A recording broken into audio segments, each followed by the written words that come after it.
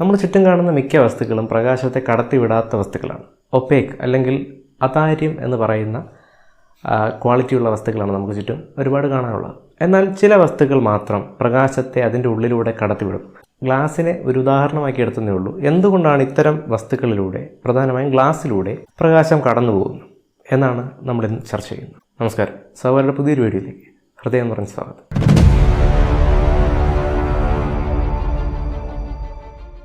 ഒരു വസ്തു എന്തുകൊണ്ട് സുതാര്യമാകുന്നു അല്ലെങ്കിൽ ട്രാൻസ്പെറൻ്റ് ആകുന്നു, ലൈറ്റിനെ കടത്തിവിടുന്നു എന്ന് പറയുന്നതിന് മുമ്പായിട്ട് എങ്ങനെയാണ് ഒരു വസ്തു അതാര്യമാകുന്നത് എന്നതാണ് ശരിക്കും ചർച്ച ചെയ്യേണ്ടത്.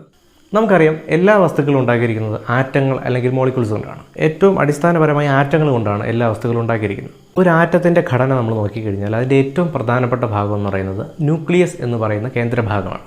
ആറ്റത്തിനെ ആറ്റമാക്കി മാറ്റുന്ന ഒരു സ്ഥലമാണ് ഈ ആറ്റത്തിൻ്റെ കേന്ദ്രമായ ന്യൂക്ലിയസ് എന്ന് പറയുന്നത്. പിന്നെയുള്ളത് ആ ആറ്റത്തിന് ചുറ്റും കറങ്ങുന്ന ഇലക്ട്രോൺസ് എന്ന് പറയുന്ന കണികകളാണ്. ഈ ആറ്റത്തിനെ നമുക്കൊരു ഫുട്ബോൾ സ്റ്റേഡിയമായിട്ട് സങ്കല്പിക്കാം.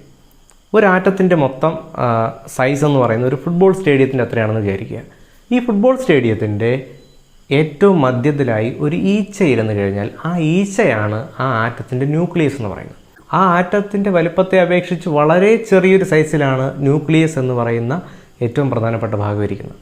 ഈ ഫുട്ബോൾ സ്റ്റേഡിയത്തിൽ തന്നെ ഗാലറിയുടെ ഭാഗത്ത്, ആളുകൾ ഇരിക്കുന്ന ആ ഭാഗത്ത് കിടക്കുന്ന ഒരു മണൽത്തരിക്ക് തുല്യമാണ് ഒരു ആറ്റത്തിനെ സംബന്ധിച്ച് അതിൽ ചുറ്റും കറങ്ങുന്ന ഇലക്ട്രോൺസ് എന്ന് പറയുന്നത്. അപ്പോൾ ഈ ബാക്കിയുള്ള സ്പേസോ അത് ശരിക്കും ശൂന്യതയാണ്, ഒന്നുമില്ലാത്ത സ്ഥലം തന്നെയാണത്, വാക്യൂമാണ്. അപ്പോൾ ഈ 99.9% സ്ഥലവും ശൂന്യമായി കിടക്കുന്ന ഈ ആറ്റത്തിൽ ഒരു പ്രകാശ കണിക വന്ന് ഇടിക്കാനുള്ള സാധ്യത 0.1% മാത്രമാണ്. അപ്പോൾ ഈ ഒരു കാര്യം പരിഗണിച്ചാൽ ഒരു വസ്തു എന്തുകൊണ്ട് സുതാര്യമാകുന്നു എന്നുള്ളതിന് പെട്ടെന്ന് നമുക്ക് ഉത്തരം നൽകാൻ പറ്റുമെന്ന് വിചാരിക്കും. പക്ഷേ നമുക്ക് ചുറ്റും കാണുന്ന ഒട്ടുമിക്ക വസ്തുക്കളും സുതാര്യമല്ല.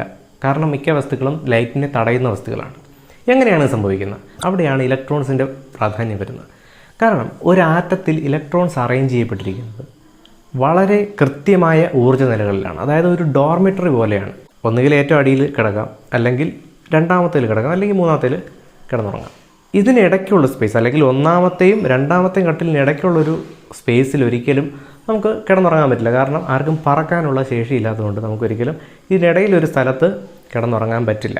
അപ്പോൾ ഇതുപോലെ തന്നെയാണ് ആറ്റത്തിൻ്റെ കേസിലും. ആറ്റത്തിന് ചുറ്റുമുള്ള ഇലക്ട്രോൺസിൻ്റെ അവസ്ഥയിൽ ഒന്നാമത്തെയും രണ്ടാമത്തെയും ഊർജ്ജ നിലകൾക്ക് ഇടയിലുള്ള ഒരു ഊർജ്ജം സ്വീകരിക്കാനായിട്ട് ഇലക്ട്രോൺസിന് സാധിക്കില്ല. ഒന്നാമത്തെ ഊർജ്ജ നിലയിൽ നിന്നും രണ്ടാമത്തേലേക്ക് പോകണമെങ്കിൽ ഇതിന് രണ്ടിനും ഇടയിലുള്ള എത്രയാണോ വ്യത്യാസം, എനർജിയുടെ വ്യത്യാസം, അത്രയും തന്നെ എനർജി നമ്മൾ കൊടുത്തെങ്കിൽ മാത്രമേ ഈ ഇലക്ട്രോൺസിന് അങ്ങോട്ടും ഇങ്ങോട്ടൊക്കെ എനർജി ലെവലുകൾ ചേഞ്ച് ചെയ്യാൻ പറ്റുള്ളൂ. അപ്പോൾ ഡോർമിറ്ററി കട്ടിലിൽ നിന്ന് ഒന്നാമത്തെ കട്ടിലിൽ നിന്ന് രണ്ടാമത്തെ കട്ടിലിലേക്ക് കയറി കിടക്കുന്ന പോലെ തന്നെയാണ് ഇലക്ട്രോൺസിൻ്റെ കാര്യവും. അതായത് ഫസ്റ്റ് കട്ടിലിൽ നിന്ന് രണ്ടാമത്തെ കട്ടിലിലേക്ക് പോയി കിടക്കണമെങ്കിൽ അതിനനുസരിച്ചുള്ള ഒരു എനർജി നമ്മുടെ ഫോട്ടോൺ അല്ലെങ്കിൽ ആറ്റത്തിലേക്ക് പതിക്കുന്ന ഫോട്ടോണിനുണ്ടായിരിക്കണം. ആ ഫോട്ടോൺ അല്ലെങ്കിൽ പ്രകാശത്തിൻ്റെ കണിക കൊടുക്കുന്ന എനർജിയാണ് ഇലക്ട്രോൺസ് സ്വീകരിച്ചുകൊണ്ട് രണ്ടാമത്തെ കട്ടിലിൽ കയറി കിടക്കുന്നത്, അല്ലെങ്കിൽ ഉയർന്ന ഊർജ്ജ നിലയിലായിട്ട് കയറി കിടക്കുന്നത്. അപ്പോൾ ഒരു വസ്തു ഒപ്പേക്ക് ആവണമെങ്കിൽ എന്ത് ചെയ്യണം? ഒട്ടുമിക്ക ഫോട്ടോൺസിനെ അല്ലെങ്കിൽ ഒട്ടുമിക്ക വിസിബിൾ ഫോട്ടോൺസിനെയും അത് അബ്സോർബ് ചെയ്യണം, അല്ലെങ്കിൽ ആ ഇലക്ട്രോൺസ് സ്വീകരിച്ച് ഇലക്ട്രോണിക് ട്രാൻസിഷൻ അവിടെ നടക്കണം. അല്ലെങ്കിൽ ഒന്നാമത്തെ ഊർജ്ജ നിലയിൽ നിന്ന് 2, 3ലേക്കൊക്കെ ഇലക്ട്രോൺസ് സഞ്ചരിക്കും. അപ്പോൾ അങ്ങനെ ഒരു അങ്ങനെ ഒരു മൂവ്മെൻറ്റ് അവിടെ നടക്കണമെങ്കിൽ ഈ ഒരു എനർജി ഗ്യാപ്പുകൾ, അല്ലെങ്കിൽ നമ്മൾ കൊടുക്കുന്ന പ്രകാശത്തിൻ്റെ അത്രയും തന്നെ ഊർജ്ജമുള്ള എനർജി ഗ്യാപ്പുകളായിരിക്കണം അവിടെ ഉണ്ടായിരിക്കേണ്ടത്. അതിൽ കൂടുതൽ എനർജി ഗ്യാപ്പ് ഉണ്ടായിക്കഴിഞ്ഞാൽ ഒരിക്കലും ഇലക്ട്രോൺസിന് ചാടി അപ്പുറത്ത് കയറാൻ പറ്റില്ല. അല്ലെങ്കിൽ ഇപ്പോൾ നമ്മൾ ഡോർമിറ്ററിയുടെ കാര്യം തന്നെ എടുത്തു കഴിഞ്ഞാൽ ഡോർമിറ്ററിയുടെ അടിയിലത്തെ കട്ടിലും മുകളിലത്തെ കട്ടിലും തമ്മിലുള്ള ഉയരം എന്ന് പറയുന്നത് വളരെയധികം കൂട്ടിക്കഴിഞ്ഞാൽ താഴെ കിടക്കുന്ന ഒരാൾക്ക് ചാടി ഒരിക്കലും മുകളിലത്തെ കട്ടിൽ എത്താൻ പറ്റില്ല. കാരണം അത്രയധികം ഉയരമായി കഴിഞ്ഞു. അപ്പോൾ അതുപോലെ തന്നെയാണ് ട്രാൻസ്പെറൻ്റ് ആയിട്ടുള്ള വസ്തുക്കൾ അല്ലെങ്കിൽ ഗ്ലാസ് പോലെയുള്ള വസ്തുക്കളിൽ താഴത്തെ എനർജി ലെവലിൽ നിന്നും ഇലക്ട്രോൺസിനെ മുകളിലത്തെ ഒരു എനർജി ലെവലിലേക്ക് എത്തിക്കാനുള്ള ആ ഒരു ഡിഫറൻസ് എന്ന് പറയുന്നത്, എനർജി ഡിഫറൻസ് എന്ന് പറയുന്നത് ഗ്ലാസിൻ്റെ കാര്യത്തിൽ വളരെയധികം കൂടുതലാണ്. അപ്പോൾ നമ്മൾ കൂടുതൽ എനർജിയുള്ള പ്രകാശം പതിപ്പിച്ചെങ്കിൽ മാത്രമേ ആ ഒരു ഇലക്ട്രോൺസിനെ നമുക്ക് എക്സൈറ്റ് ചെയ്യിപ്പിച്ച് മുകളിലത്തെ എനർജി ലെവലിലേക്ക് എത്തിക്കാൻ പറ്റുള്ളൂ. അപ്പോൾ സാധാരണഗതിയിൽ റെഡ് മുതൽ വയലറ്റ് വരെയുള്ള ഈ നിറങ്ങളുടെ പ്രത്യേകത എന്താണെന്ന് വെച്ചാൽ ആ പ്രകാശങ്ങൾക്കുള്ള എനർജി എന്ന് പറയുന്നത് ഏകദേശം 1.65 ഇലക്ട്രോൺ വോൾട്ട് മുതൽ 3.1 ഇലക്ട്രോൺ വോൾട്ട് വരെയാണ്.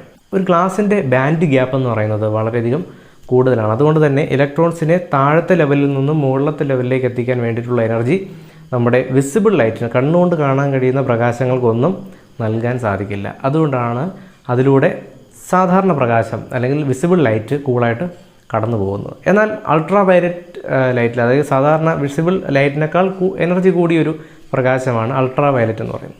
3.1 മുതൽ 12 ഇലക്ട്രോൺ വോൾട്ട് വരെ എനർജി ഡിഫറൻസ് ഉള്ള, എനർജി കൊടുക്കാൻ കഴിയുന്ന ലൈറ്റാണ്. അപ്പോൾ 12 ഇലക്ട്രോൺ വോൾട്ട് എന്നൊക്കെ പറയുന്നത് എന്തുകൊണ്ടും ഗ്ലാസിൻ്റെ ബാൻഡ് ഗ്യാപ്പ് അല്ലെങ്കിൽ 9 ഇലക്ട്രോൺ വോൾട്ട് എന്ന് പറയുന്ന ഗ്ലാസിൻ്റെ ആ ബാൻഡ് ഗ്യാപ്പിനേക്കാൾ കൂടിയ ഇലക്ട്രോൺ വോൾട്ട് ഉള്ളതാണ് UV ലൈറ്റ് എന്ന് പറയുന്നത്, അൾട്രാ വയലറ്റ്. അപ്പോൾ ഈ അൾട്രാ വയലറ്റ് ലൈറ്റ് ഒരു ആറ്റത്തിലേക്ക് പതിച്ചു കഴിഞ്ഞാൽ ഉറപ്പായിട്ടും ആ ഫോട്ടോൺ സ്വീകരിച്ചുകൊണ്ട് ഈ 9 ഇലക്ട്രോൺ വോൾട്ട് എന്ന് പറയുന്ന ഹൈ ലെവലിലേക്ക് ഉയരാനായിട്ട് ആ ഇലക്ട്രോൺസിന് സാധിക്കും. അപ്പോൾ അതുകൊണ്ടാണ് നമുക്ക് അൾട്രാ വയലറ്റ് ലൈറ്റിൽ നിന്ന് രക്ഷപ്പെടാനായിട്ട് നമുക്ക് ഗ്ലാസ്സുകൾ ഉപയോഗിക്കാമെന്ന് പറയുന്നത്. ഡയമണ്ടിൻ്റെ കേസ് ഇതുപോലെ തന്നെയാണ്. ഏകദേശം 5 ഇലക്ട്രോൺ വോൾട്ടാണ് ഡയമണ്ടിൻ്റെ ബാൻഡ് ഗ്യാപ്പ് എന്ന് പറയുന്നത്. അപ്പോൾ അത് വിസിബിൾ ലൈറ്റിന് ഓവർകം ചെയ്യാൻ പറ്റാത്തത് കൊണ്ടാണ് ഡയമണ്ടും ട്രാൻസ്പെറൻ്റ് ആയിട്ട് മാറുന്നത്. പല ഇംപ്യൂരിറ്റീസ് നമ്മൾ ഗ്ലാസ്സിലേക്ക് ആഡ് ചെയ്തുകൊണ്ട് നമുക്ക് ഈ ബാൻഡ് ഗ്യാപ്പ് കുറച്ച് കൊണ്ടുവന്ന് നമുക്ക് ആ ഗ്ലാസ്സിനെ ഒപ്പേക്കാക്കി മാറ്റാൻ പറ്റും. അല്ലെങ്കിൽ സെമി ട്രാൻസ്പെറൻറ്റും അല്ലെങ്കിൽ ട്രാൻസ്ലൂസൻ്റൊക്കെ ആക്കി മാറ്റാനായിട്ട് സാധിക്കും. അപ്പോൾ ഈ സിമ്പിളായിട്ടുള്ള കാരണങ്ങൾ കൊണ്ടാണ് വസ്തുക്കൾ ട്രാൻസ്പെറൻ്റ് ആയിട്ട് മാറുന്നത്. വീണ്ടും മറ്റൊരു വീഡിയോ ആയിട്ട് കാണാം. Thanks for watching.